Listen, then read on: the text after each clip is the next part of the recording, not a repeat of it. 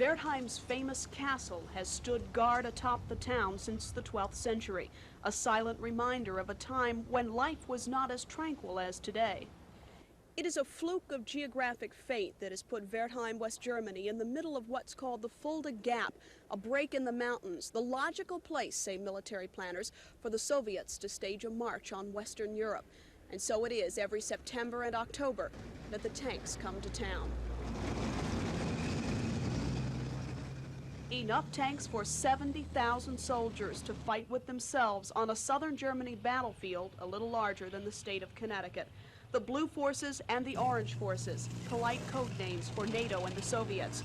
The battle plan: an overwhelming Orange force invades from the north and pushes the smaller Blue force as far back as it can.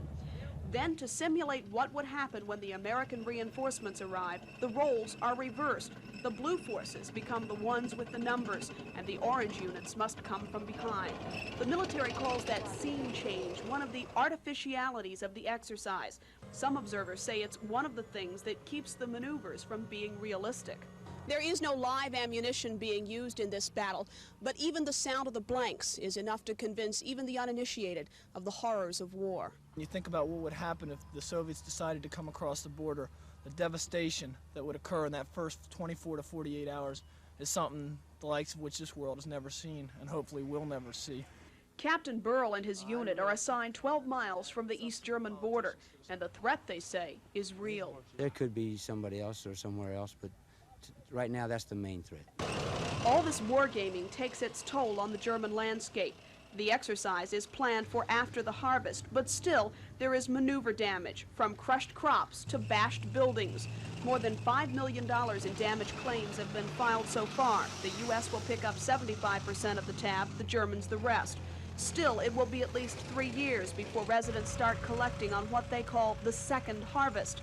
The cost of maneuver damage is so high that officials try to keep it to a minimum, sometimes at the expense of realism. In our next report, a trip to the battlefield to get a close-up look at the weapons of war. In Wertheim, West Germany, Kathy Midkiff, The Daily News.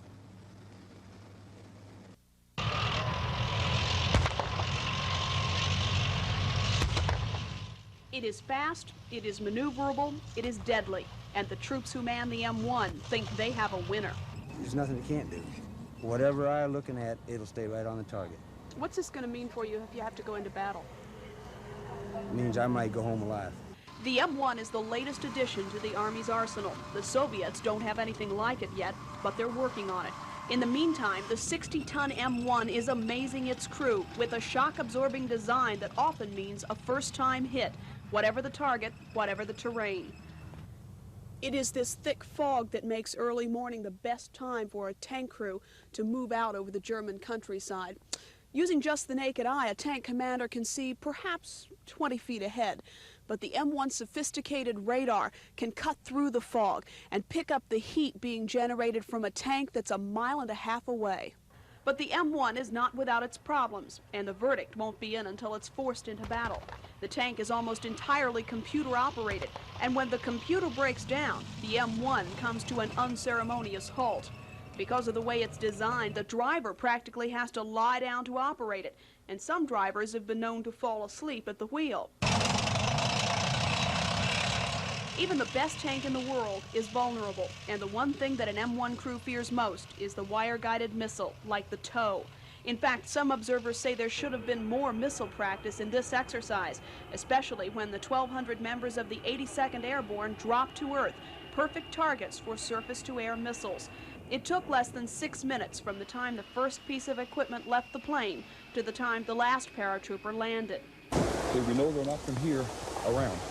Okay, and I went all the way down for the road there to the left. The 82nd's mission was to drop behind enemy lines to disrupt supply routes. But if an attack comes, it will not necessarily come only on land. In our next report, we'll travel to the coast of Denmark to see if the Allies can keep the Soviets in their own coastal ports. In Wertheim, West Germany, Kathy Midkiff, The Daily News.